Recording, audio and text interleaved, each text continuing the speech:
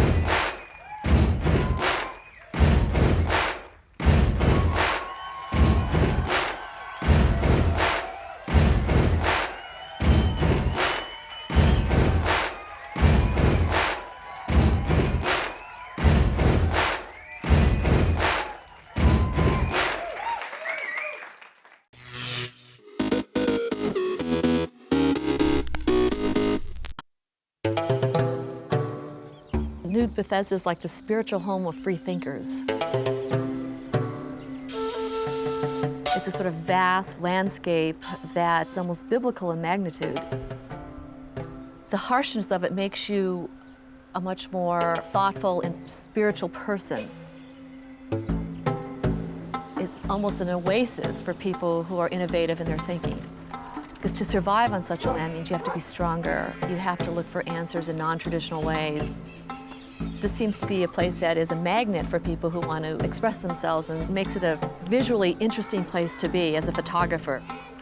To my friends in America, if they wanted to find an area that was quirky, warm, creative, and in the middle of a fantastic land, I would say come to New Bethesda, because that's where they would find it all together in one small, wonderful place.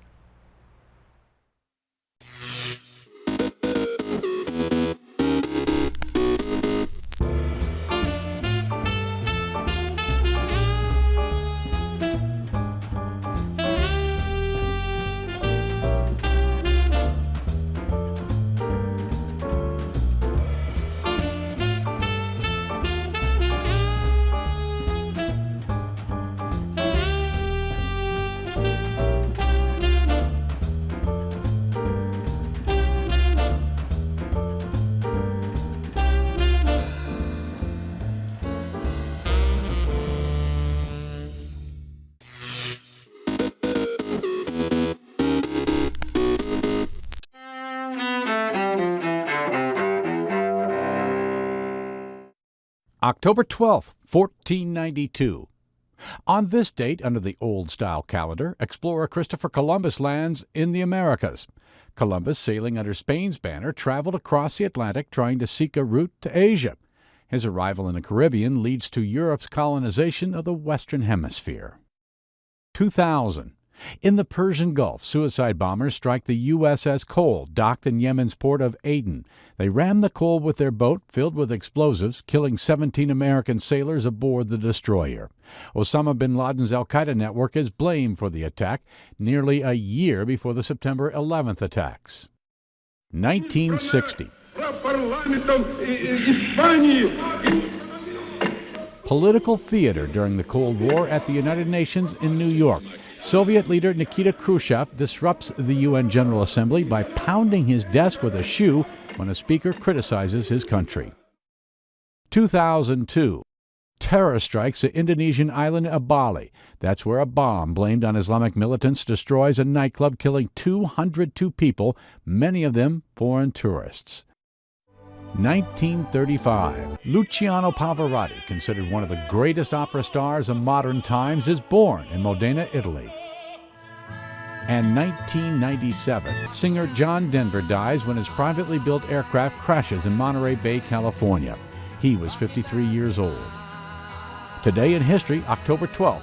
Tim McGuire, The Associated Press.